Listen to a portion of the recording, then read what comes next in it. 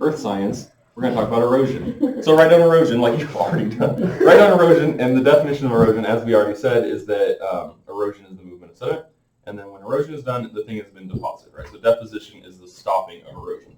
So we're going to talk about oh, my coffee got on my throat. Dagnabbit. So I'm going to use this thing instead. We're going to talk about some different kinds of erosion. So do you remember from the types of erosions we did yesterday, or that we did in the last chapter and yesterday? Glacial erosion, right? Oh, yeah. Glacial erosion. River. Yes, we're going to talk a little bit about water erosion in general. Wind. And I think we're going to talk about wind in the next lesson. Gravity. No, we are going to talk about wind. And then I'm going to make a little column over here called bio. What about gravity? We'll talk about gravity. Gravity has to do with most of these, but we're going to talk about gravity. Well, we're going to talk about all of these more specifically in a future lesson. But let's just talk real quick to satisfy Levi. We're going to talk about what gravity does. So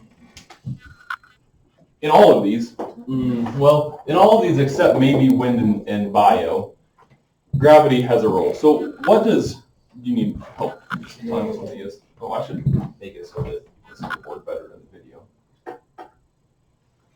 Yeah, that helped a lot. So gravity has a role really in these two. There's more than just gravity's role in these two, but gravity does what for glacial erosion and water erosion? What's it providing for these two? Imagine if there wasn't gravity, would either of these exist? No. Why? Because what gravity is doing what? Yeah, it's allowing them to move. It's pulling the water down a slope, which is all of the types of water erosion are driven by that. That's not quite true because marine and lacustrine aren't. But and then glacial erosion, a glacier is pulled down a slope by gravity as well. So gravity provides energy. Let's just put for some erosional media. Remember, an erosional medium, and the plural of that is media, is the thing that does the erosion. So gravity provides energy for some erosional media. And as we go through these, we'll try to make a point to talk about what else provides the energy if it isn't gravity. So in glacial erosion, what do you think is happening in glacial erosion? I want to hear your thoughts. Big ice thing breaks off and it goes down a hill. Okay, how fast? Really fast.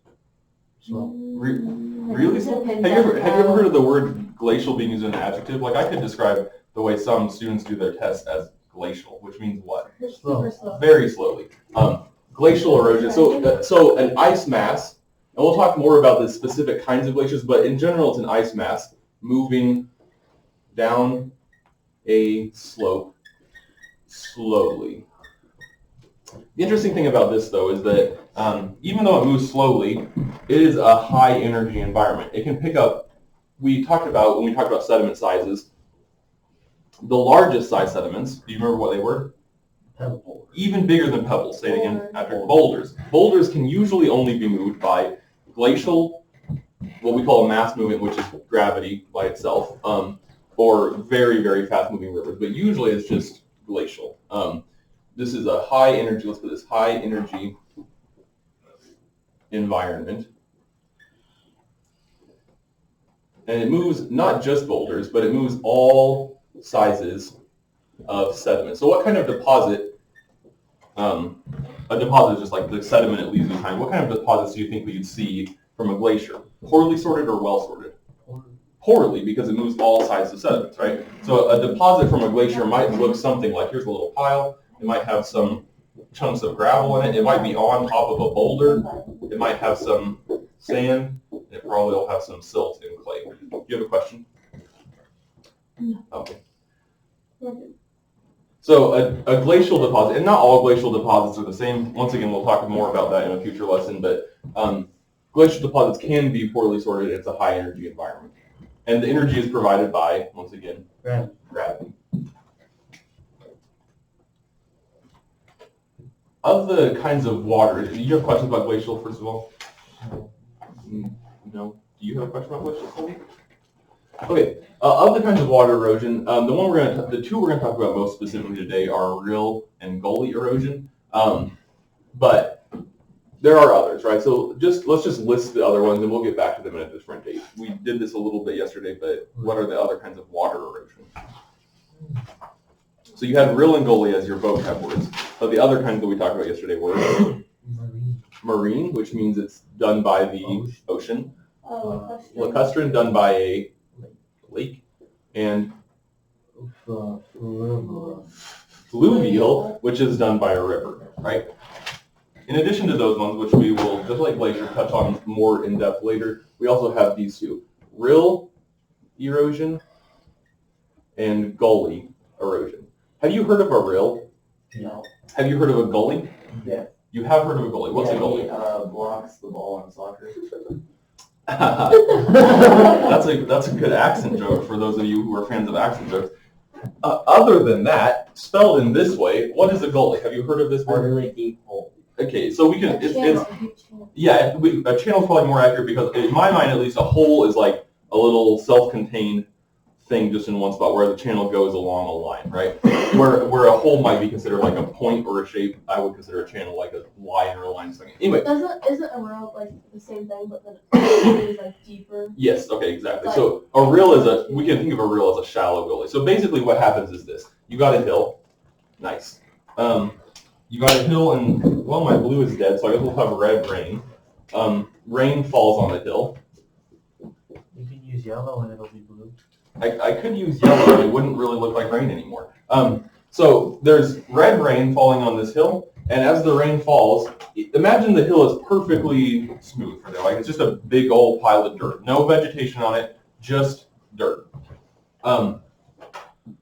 As the rain falls, it'll roll down the hill, right? Just like the rain rolls down your windshield. This is really wet with coffee, which is kind of disgusting.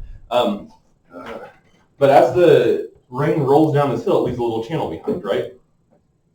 You're with me so far? If we think about just one raindrop rolling down this hill, just like on your windshield, a little channel leaves behind, right? Yeah. Okay. Because this one has left a channel, the next raindrop that falls anywhere near this, since the channel has... You're gonna leave a bigger. Right, it's gonna that raindrop, since this is a lower point, since the raindrop has carried some sediment with it, it kind of digs a furrow here. The next raindrop that falls somewhere in this area rolls down the same one, which makes it wider and deeper. And then as eventually, this one channel that the one first raindrop landed on gets really wide and deep. And this happens in many different places all over the hill. And these little things are called rills. And the rills are formed when rain forms a channel, and then because of that channel, more rain falls in the channel, making it even wider and deeper. If this happens enough and it gets deep enough, and I don't know that there's a specific depth that is considered a gully, but if it gets deep enough, a gully is just a big rill. We'll come back to this when we talk about surface water, because this whole thing is kind of part of a process called runoff that is important for sedimentology. But for now, the definition of rill and gully erosion is sufficient. What's the fancy name for wind erosion? Do you have questions about rill and gully before we move on? Does it make sense? Mm-hmm. You see why it happens? Mm-hmm. What's the fancy name? Alien.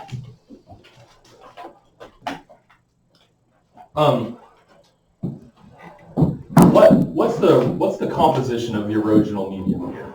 Like, what's it made of? What's this erosional medium? All of these are made out of what? Water. Water, H2O, right? What's this one made of? Water, right? It's just frozen. This one, no, energy. What's this one made out of though? Air. Wind is not a thing. Air. It's made out of air. So wind is the motion of the air. What's the energy source for this one? We said the energy source for all of these and this was gravity. What's the energy source for the wind? Is gravity is just pulling down atmosphere and that's why there's wind? Actually, What'd you say the after? tides. Oh, I thought you said something. No, the tides, not really. I mean, to some extent, but that's not the main energy. Air heats up and then cools down. Yeah, so my question basically is what causes the wind? And it's effectively that the sun heats different areas of Earth's surface differently.